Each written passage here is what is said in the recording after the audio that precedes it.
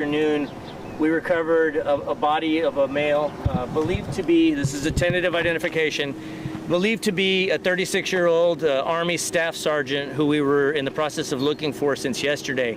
Yesterday morning, around 8:30 a.m., a group of men, three men, all military service members of my understanding, were boating on Calaveras Lake when, for whatever reason, the victim fell from the boat. They were traveling at a pretty slow speed, was my understanding, and he fell from the boat. Another friend tried to get into the water with him and tried to rescue him, but was unsuccessful in doing so. They returned to the banks and started making notifications. Our deputies were the first on scene with fire department from our fire department firefighters from ESD 10, who are our partners in our Marine unit. They were able to get the boat out here, and our deputies were able to get onto the lake probably within 20 minutes of receiving the call for service. That boat is kept very close to here. We did literally an around-the-clock search since that time, in shifts, working in shifts. We had deputies from the sheriff's office combined with members from ESD. We had reserve deputies, deputies from the SCORE unit. We had our mobile command post set up, and we set up an around-the-clock operation out here, working in shifts. Around noon, I jumped on the boat and was taking my turn on a crew when we did spot the male victim. And we were able to tentatively identify him as that 36-year-old service member.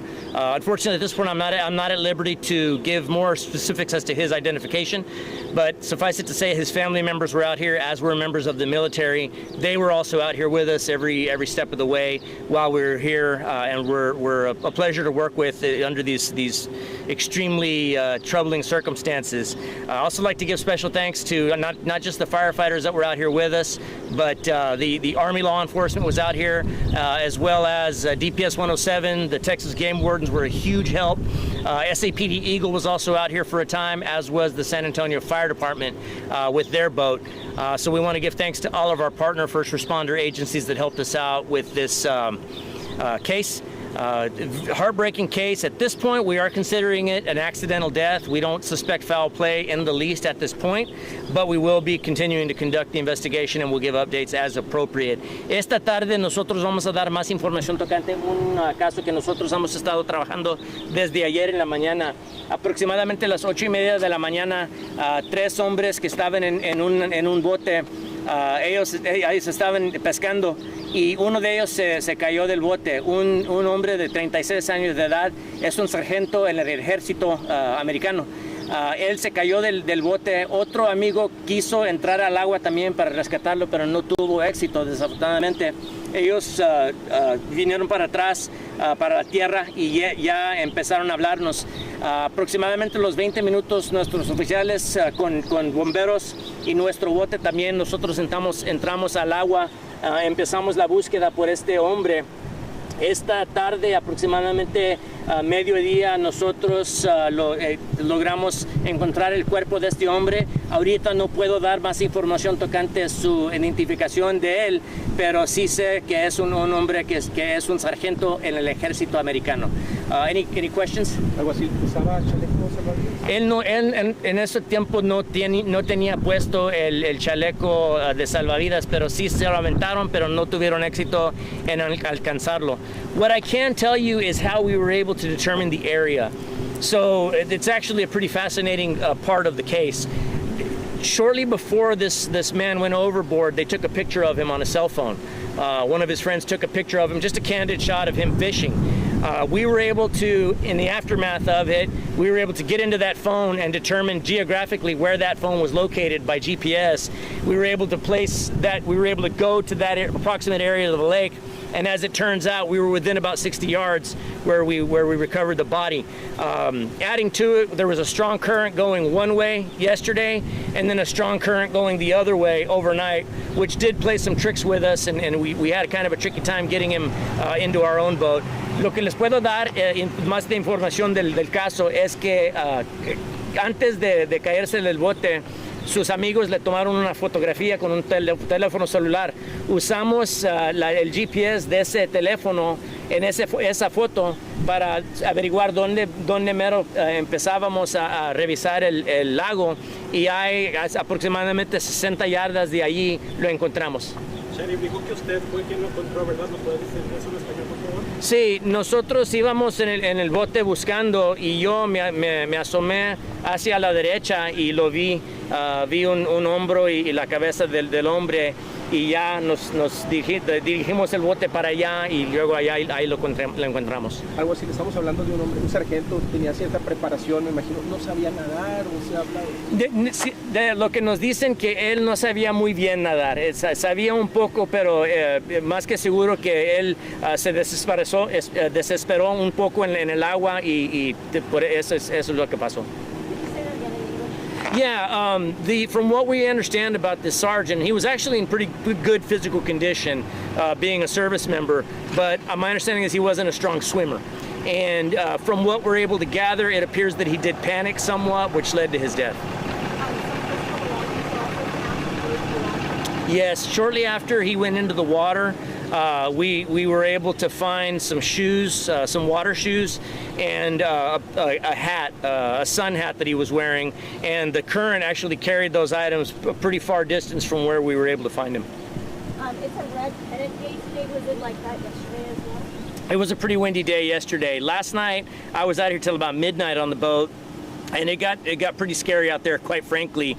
We started, our sonar went dead, and so we came back to the bank around midnight. I jumped off at that point and was relieved by somebody else once we got our sonar back to working. But it's certainly scary enough out there when it's dark and windy, but so even more so when you're without instruments. And so we made the decision to take our time, recharge our equipment before getting back out there. You don't want to be boating blind out there in the dark. The wind contributed to him falling out of the boat? I don't know that it did. I think it was just for whatever reason. I don't know that it was that windy, but certainly whatever it was caused him to lose his footing. I know he's probably not an experienced boater. The boat, I believe, was rented, so I don't think any of them were particularly experienced boaters.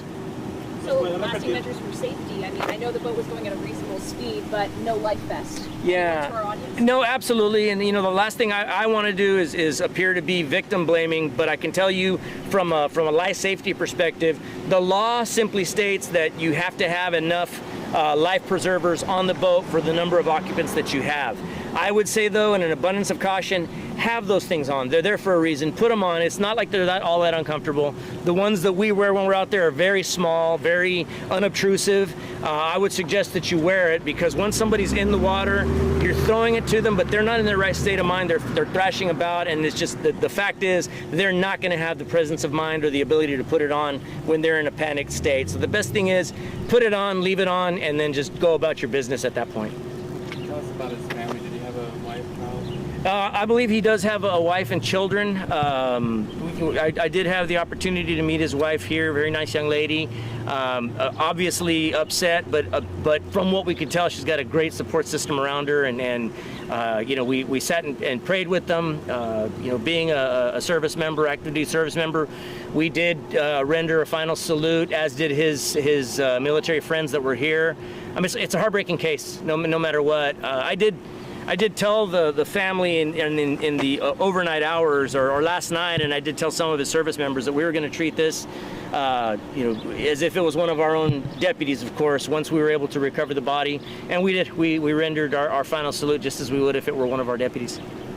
¿Qué tan peligrosas son estas aguas para buscar, Sheriff? ¿Están muy sucias abajo? ¿Hay mucha hierba? ¿Hay mucho debris? ¿O cómo? Hay mucha hierba. El agua está bien oscura. El agua oscuro, y pues ya con el viento el agua se mueve mucho y no se puede ver muy hondo para dentro del agua. Aunque tengamos lentes especiales para ver, no podemos ver mucho dentro del agua. Por eso nosotros nos tomamos todo el cuidado que podemos, y pues obviamente para nosotros esto no es lo que queríamos nosotros, pero nos da mucho gusto, mucho orgullo poder darle a la familia ya, para que se concentren en lo que va a pasar después.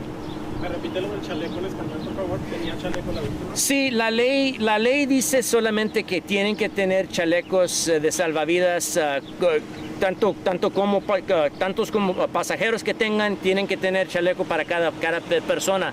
Pero la ley, por lo que yo he visto, no dice que tienen que tenerlo puesto. Pero nosotros les urgimos al público que si tienen esta herramienta en el bote, ya ponérsela y dejársela, porque ya cuando alguien cae al agua, ya no va a poder reaccionar como nosotros, ya cuando se desesperan.